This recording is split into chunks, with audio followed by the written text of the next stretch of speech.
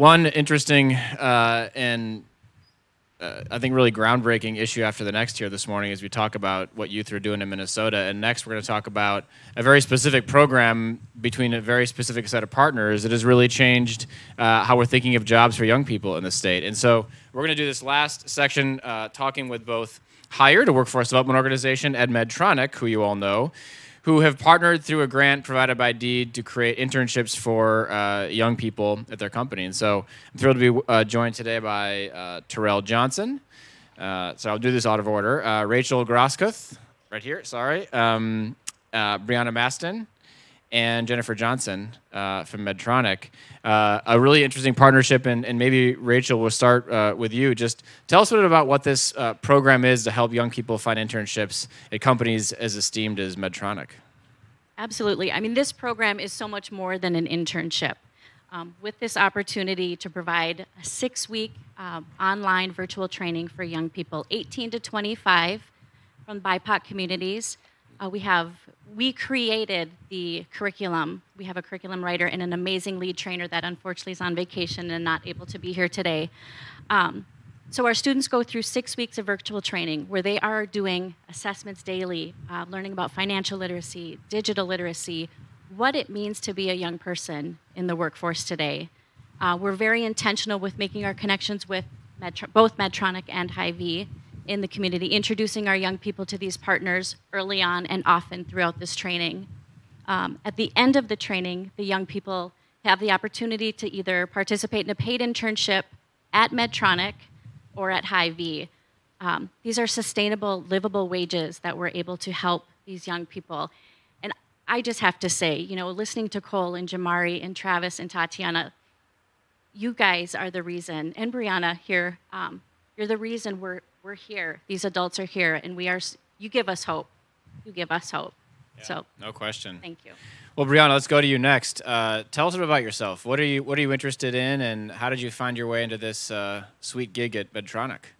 So I've actually been with Hired for about the last year. I've been really hands-on. So when this opportunity came about, I actually just randomly got an email from Terrell, and I was like, let me think about it.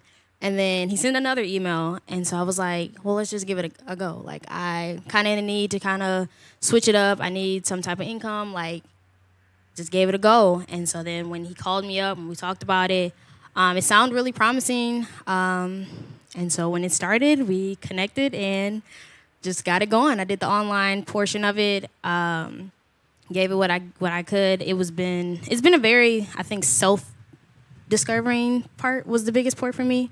I definitely learned a lot of technical skills I didn't know that I didn't know. I'm also a full-time college student. I'll be attending Concordia in the fall. And like I had said, I just been needing income. So now that I have a new opportunity to work and go to school, Medtronic so far has been really great with being able to accommodate my class schedule and make it happen. Well, and to get paid and get career experience at the same time is wonderful. My internships in college were at sandwich shops and landscaping companies, so you're already ahead of the game.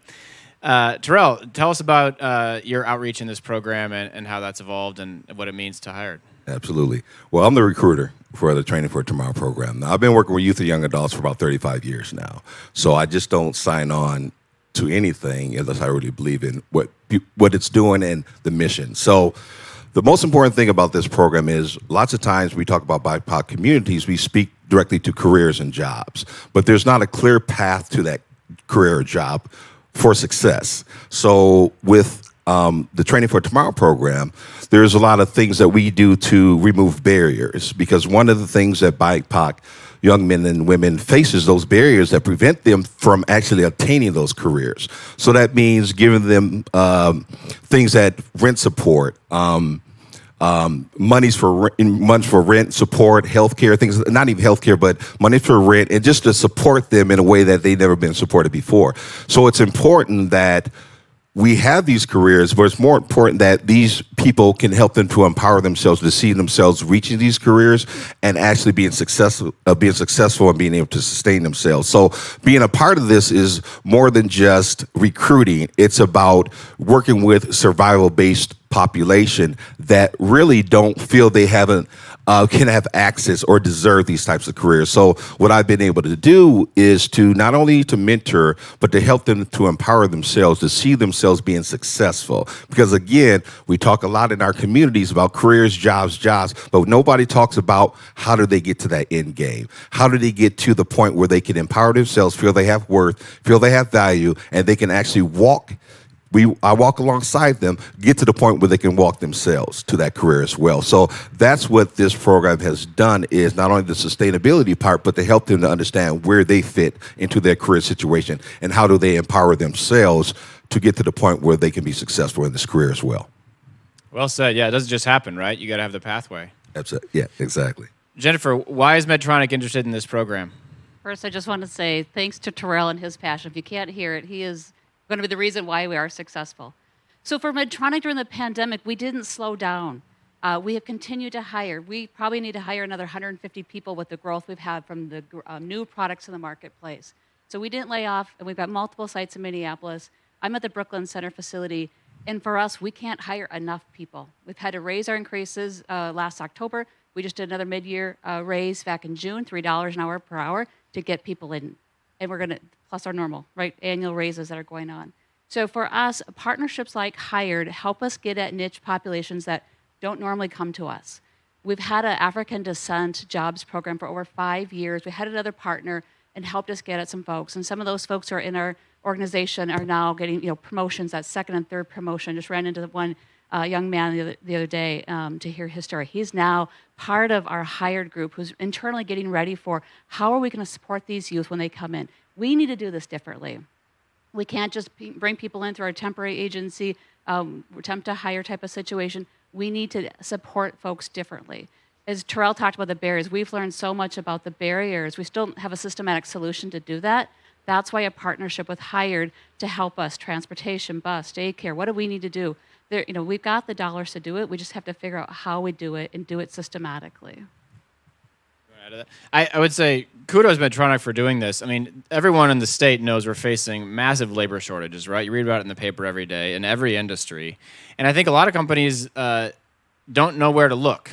And clearly Medtronic does and is finding ways to partner with organizations who can access some of that talent you talk about. And it's going to have a major influence in the future of our economy. You look at the census results just released in the last week, the face of Minnesota is changing rapidly, and employers that are on the cutting edge of that and partnering with nonprofits that can create those connections is so important. I just wanted to, half of the American population are millennials, Gen Z, and younger. And this, by far, is the most diverse young youth population in the nation's history. I mean, the intentional relationship that we have with Medtronic and with Hy-Vee to create this curriculum that is based on the needs of Medtronic. And, we're very intentional and strategic with what we are teaching these young people. Not just the lessons of Medtronic, but life lessons and teaching them about themselves. And like Terrell said, helping them break down these barriers so that they realize their potential. And we have really taken note of the importance of youth voice. We've recruited Brianna to help us recruit for this program because she's a shining star. I mean, she is passionate and she just has an amazing light about her, and she's really going to help us expand this program. I love it. Terrell? And two, we need more. Round of applause for Brianna. Yeah. And we need more organizations and corporations that are willing to do this, to look intrinsically at what they're doing or where they are lacking in order to meet the needs of the population. Lots of times people think, no, and I tell the young people when I meet them, this isn't a hookup. This isn't, this is a help up. I'm not hooking people up. I'm gonna challenge you, but I understand where you come from because I come from the same thing. So it's that honesty and looking at Jennifer has said to me, I said, you're doing a wonderful job. But she says, well, we need to do more. We need to do more. So people need to understand that this population isn't looking for a handout. We're just looking for people that are willing to listen, willing to understand, and to help them to get to where they need to be. That support is what's been needed. And again, it's a take back to that, just that general humanity. Everybody, these young people are just human like everybody else. They need to be seen as human like everybody else. And therefore, these corporations need to look intrinsically, Hy-Vee, Medtronic, and other ones, to see what do we need to do to meet that need. We need to be meeting people at the point of their need, not just giving them external rewards for doing things, but intrinsically, well, how do we meet that need where they're at? Help to bring them along, and then help them to empower themselves to see themselves being successful at whatever they choose to do in life. So that's what's big about this program as well. You know, to that point, what we're doing in our cohort discussions groups is we are bringing, it's actually being ran by our folks who started as a temporary or contingent themselves, and they've had 4 or 5 promotions over a 9-10 year career so far, and they're people of color, and they're telling their story with such great passion. Hooking people, right? We're looking for that engagement of people wanting to pivot. And we're trying to set it up as, this is not your next job, this is the start of your career. And that's a difference. And I think what you're saying is not that handout, here's a job for you. And I've been very intentional. Julie, the executive director's not here today. When she told me this is a 4-week paid internship, I said, Julie, we can't set it up that way. It costs us $4,000 for every person who comes in the first 4 weeks and leaves us. And that's all in training costs and lost production, et cetera. I said, we need to set this up as you're doing a job preparation, you're getting prepared to work at Medtronic, you're starting your career. And we're not advertising as the 4 weeks. We're actually hiring those folks through this program and saying, your career started here. Now let's see where we go. I like that. It's a little pivot. You may not have known that, but No, well, it was necessary. It makes good business sense. It does. Terrell, I love that. It's not a handout; it's a help out. I think I might borrow that in the future. It's a beautiful distillation of that idea. Brianna, tell us about your future. What are your dreams? What do you hope to achieve with this internship and beyond? Well, first I'd like to, my short-term goal is to finish college. Like I said, I'm in my 2nd year of college. So I would like to finish that. I'd like to go on and, hopefully with Medtronic, this is a very plentiful and long-term relationship, business relationship with them. So far, I'm starting my journey here at Hired. They've been good to me. I hope to be, just as good or at least half as good to them as they are to me. So hopefully that'll be a long-term relationship that I can maintain. If we're talking like 5-10 years from now, I don't know. I don't really want to set too many boundaries on myself, because if you'd asked me a year ago if I'd be where I am now, I don't think I'd give you this answer. So. Fair enough. I like That's it. great. World's your oyster. Well, Jennifer, Terrell, Brianna, and Rachel, thank you so much for joining us this morning, and excited to see this grow and to chart your future success, Brianna. We're all really excited for you. This is great. Thank you. Yeah. Thanks, everybody. Thank you. I think we'll close out. I'll ask Marcus to join me up here. And I did want to, before we wrap, just recognize both Larry Eisenstadt and Mark Majors from our team at Deed, who run so many of the programs you've heard about today. Mark in particular is one of our senior leaders at the agency, has just done a whole host of things to make these programs possible, and we're just grateful for his leadership. And Marcus, thank you for having us here today. I'll just wrap by once again congratulating our young people who are here today. You are the reason that we've gathered together.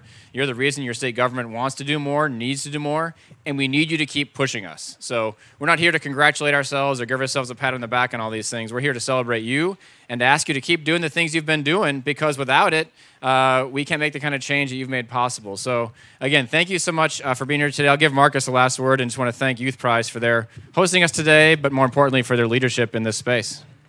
No decision about us without us. Let's go. Also, real quick, young people, bridgemakersmn.org. Hit us up. We answer. Take some pictures? Let's go.